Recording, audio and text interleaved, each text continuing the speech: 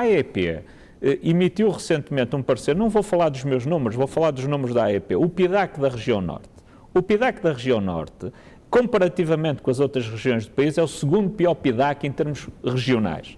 Em termos per capita, é desastrosa a situação do PIDAC. E estamos a falar do que está prometido, não é que vai ser cumprido. Os investimentos o plano de investimentos da administração central. Do governo, não é? E repare, é isto que eu acho que as pessoas na região não percebem, porque recordam-se das promessas políticas do Partido Socialista, do engenheiro Sócrates na campanha eleitoral de 2005. Eu tenho isso muito vivo na minha memória. As promessas de compromisso com a região, de criação de postos de trabalho, de apoio à economia regional, de apoio ao projeto do metro, de apoio ao aeroporto do Porto. Repare, tudo isso está a esbroar-se, está aqui por terra. Não há uma única promessa que se concretize.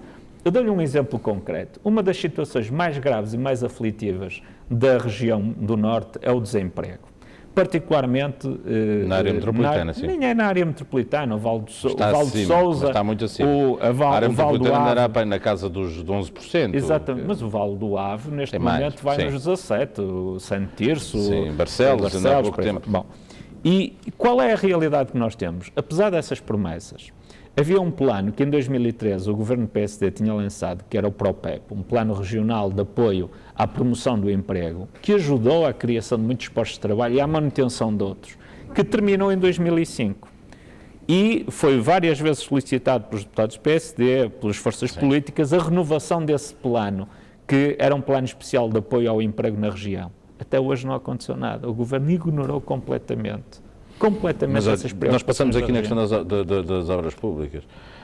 Ligação Porto-Bragança em autoestrada, sim, não, é o caminho mais curto para a Europa, até para o Porto, não é? Por estrada é o mais curto. É eu sou favorável à ligação Porto-Bragança em autoestrada. Que é o único distrito que não tem autoestrada. Eu acho que é inquestionável que, por um dever de solidariedade, deva ser feita essa autoestrada. Mas quando se fala em recondicionar as autoestradas... Mas eu fui muito claro. Eu falei do aeroporto e falei do TGV. Estou a falar por mim, pela minha cabeça, por aquilo que é o pensamento do PSD do Porto. O seu pensamento. Eu estou-lhe a responder. Primeira prioridade, metro do Porto. As autoestradas, nomeadamente as autoestradas que liguem ao interior do país e que quebrem esse isolamento, sou favorável. Acho que são fundamentais e que é um dever de solidariedade nacional. Sim. Acho que já se torna supérfluo alguns tipos de projetos, como o novo aeroporto, ou então a construção de uma nova ponte sobre o Tejo, quando aquilo que nós precisávamos era, por exemplo, de mais pontes sobre o Douro. Essa crise do Norte também se tem refletido na falta de uma liderança regional. Leu, com toda a certeza, na entrevista que Luís Filipe Menezes deu ao Público e à Rádio Nova, que não há um líder no Porto desde Fernando Gomes. Regional. Eu não tenho exatamente a mesma opinião. Eu acho que o Dr. Fernando Gomes foi uma personalidade importante para a região. Desempenhou um papel importante. Eu já tenho uma opinião diferente. Eu acho que, por exemplo, o Dr. Luís Filipe Menezes tem sido um líder favorável para a região Norte.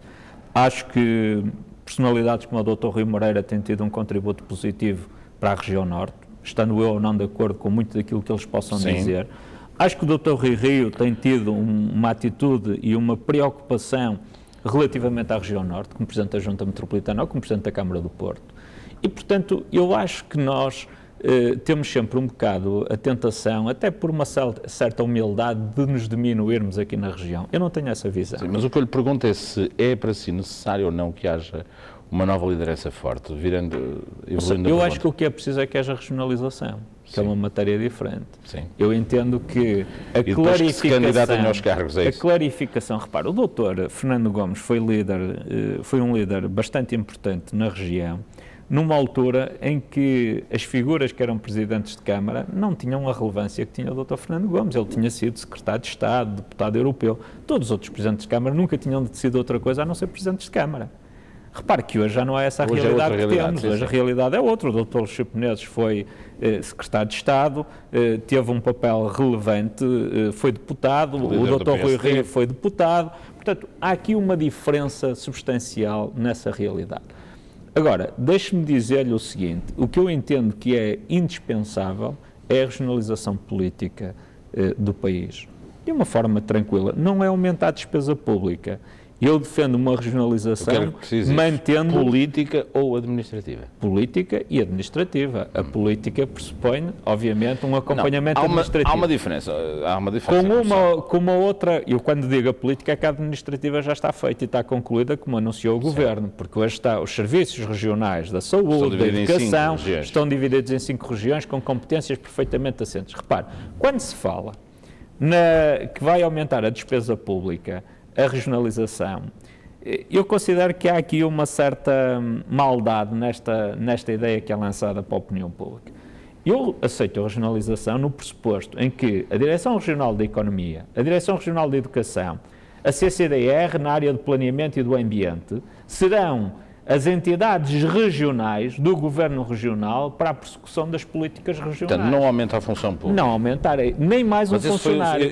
Nem mais um funcionário. A minha ideia é fazer a regionalização com a administração pública que temos. Chega e sobra, e mais do que isso. Há 10 anos dizia-se isso, sabe? As pessoas que diziam isso parece que andaram a pregar sozinhas no deserto. Não. Sabe que há 10 anos...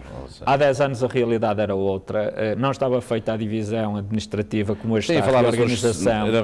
Havia uma enorme confusão, eu dou o exemplo de Castelo Paiva, nessa regionalização, tinha que tratar com uma região uma coisa, com outra região outra, quer dizer, era o disparate absoluto. Na altura, o Presidente da Câmara de Castelo Paiva, um belíssimo Presidente de Câmara, um homem competentíssimo, deu provas públicas de que isso era um disparate. Apresentou o exemplo concreto de Castelo Paiva, que tinha que despachar com 11 entidades diferentes das regiões diferentes. Portanto, não faz sentido nenhum. Hoje a realidade é diferente. Está feita a reorganização administrativa, falta a política, que é transportar agora o nível de decisão política relativamente a matérias de nível regional para agentes políticos legitimados pelo voto popular e com eleição a missão eleição direta de um presidente e de um governo regional. Neste caso, de um presidente, que depois irá escolher um governo. De um parlamento regional e de um isso não vai multiplicar os custos? Não, porque eu acompanharia isso com 2 medidas. Primeiro, diminuir o número de lugares políticos nas autarquias locais. Acho que hoje não se justifica tantos lugares políticos nas autarquias locais. Em segundo lugar, na minha opinião, acho que é possível... Não é preciso tantos vereadores? Não é possível tantos vereadores. Julgo que é possível fazer um emagrecimento da administração local a esse nível, a par da criação da região. Eu acho que a região deve ser o receber competências de baixo e de cima. As competências de baixo são indispensáveis que passe para a região para haver uma coordenação de meios e uma efetiva concretização de políticas comuns, e as de cima para criar uma capacidade de liderança, de autoliderança de cada região relativamente a matérias que são essenciais para a região. Depois, parece-me fundamental dizer o seguinte: eu considero indispensável, também a nível da administração pública, acabar com muitos dos cargos que existem na administração pública central. Sabe que... Mais ou menos deputados também na Assembleia da República? Menos deputados na Assembleia da República, com mais dignidade. Número para si... Ou seja, é uma matéria técnica. É uma matéria técnica. Eu, pessoalmente, sou... É uma matéria técnica de representatividade. Mas eu não estou a dizer isto por cálculo político. Se fosse uma decisão de livre-arbítrio, eu diria que 100 deputados chegariam. Agora, com dignidade a trabalhar, a maior parte das pessoas não sabem, mas os deputados não têm gabinetes para si, trabalham todos uns em cima dos outros em gabinetes onde estão 2, 3, 4 deputados. Não têm o mínimo de dignidade de trabalho. Eu fui deputado, tive como vice-presidente do grupo parlamentar e as pessoas não conhecem a realidade de funcionamento do Parlamento. Está a melhorar, tem melhorado significativamente nos últimos anos, mas continua a ser, comparativamente com o que se passa noutros países, muito indigna a missão de deputado, sob o ponto de vista das condições de trabalho e também da autorresponsabilização. Eu sou favorável e vi recentemente a proposta que foi apresentada por 3 politólogos relativamente à reforma do Parlamento, a esta ideia de proximidade entre os eleitos e os eleitores. Temos que medir a repercussão política que depois decorrerá daí relativamente à forma como os deputados se comportarão no exercício dos mandatos, porque aí haverá uma maior liberdade individual de cada deputado nas opções que venha a tomar. Essa é uma velha discussão dos círculos uninominais.